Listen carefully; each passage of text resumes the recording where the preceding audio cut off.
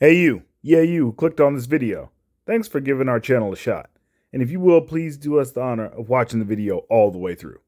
Appreciate it. Now onto the video. So if you know me, you know that I am a huge fan of Cyberpunk 2077. I've been on this since it was announced, the game by CD Projekt Red and Mike Pondsmith. I was just all about it. I was a little disappointed when it came out because there were bugs. I mean, I enjoyed my time with it, but then again, I played it on PS5 when it first came out, so I didn't get a lot of the bugs that people were talking about at that time.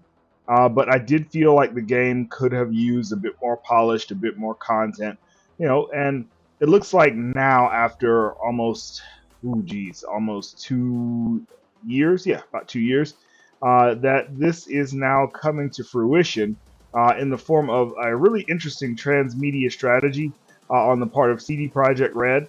So what we're getting, and there'll be an announcement later on this week, but what we're getting, I think it's Tuesday that it's actually supposed to happen, but what we're getting is a bunch of different announcements regarding Cyberpunk 2077. But one thing that I can tell you right now is that Netflix has revealed their Cyberpunk Edge Runners anime in cooperation and partnership with CD Projekt Red that will be premiering. It'll be September 12th, I do believe, but let me make sure that that's right. I hate when I do that and I just like don't know anything, even though I knew. No, it's September 13th. See, that's why you check yourself before you wreck yourself. You know what I mean? So essentially, this is supposed to be taking place in the world of Night City, so that's going to be awesome. And this is from Studio Trigger. If you're not familiar, as an anime fan, if you're not familiar with Studio Trigger, that's the studio that brought you Kill la Kill. So you know that this is going to be super stylistic.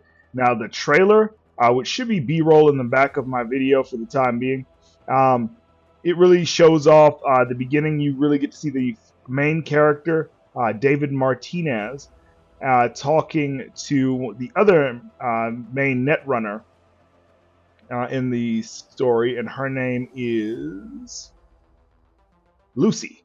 So he's basically telling Lucy about his childhood growing up in the slums of Night City, which is really cool. And essentially, this is supposed to be David's story and how he and Lucy are working together. Lucy's trying to basically get free of Night City and escape because she has some things in her past going on. And David is really just trying to survive, as you'll see in the trailer, which is really cool. But some of the supporting characters are really interesting. In particular, you have the leader of the Edge Runners, or actually, yeah, leader of the Edge Runners in this particular story, which is a military vet turned mercenary named Maine.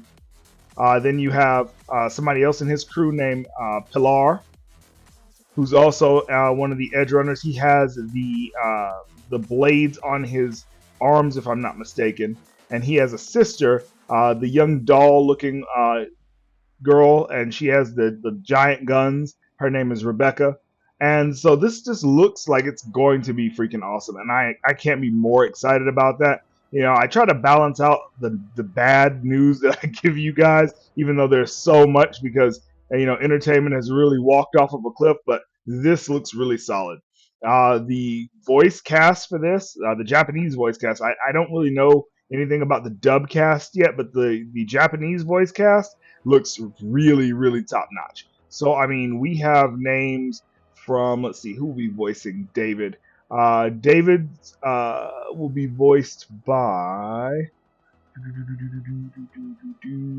Yes, David will be voiced by Kenichiro Ohashi. He played Judai Yuki in Yu-Gi-Oh! GX. Lucy will be voiced by Aoi Yuuki. She was Mabel in Uncle from Another World, which is also on Netflix currently. Definitely watch that if you like isekai. Then we have, see who's voicing Maine. See, Maine is being voiced by Hiroki Touchi, and he was Estarossa in Seven Deadly Sins. So really strong voice talent there. And then Pilar will be Wataru Takagi, who was Zeus in Record of Ragnarok. Great anime if you like tournaments. Let's see. And then Rebecca will be voiced by Tomoyo Kurosawa, and she was young Vash the Stampede in Trigun Stampede, which was a spin-off OVA, if I'm not mistaken. Yeah, that was an OVA. So again, really good, really strong voice talent, but I don't really expect anything less from Studio Trigger. They always do a phenomenal job. I really haven't seen anything that I didn't love from them. So I mean, this is really going to go far. All 13 episodes will come out on September 13th. So that'll be no, sorry, it's 10 episodes will be released on September 13th. So be on the lookout for that. I'm gonna do recaps for this. I normally don't do them for Netflix series because they just dump everything out all at once, and it's really hard to do them episode by episode when everybody's already binge watched the whole thing.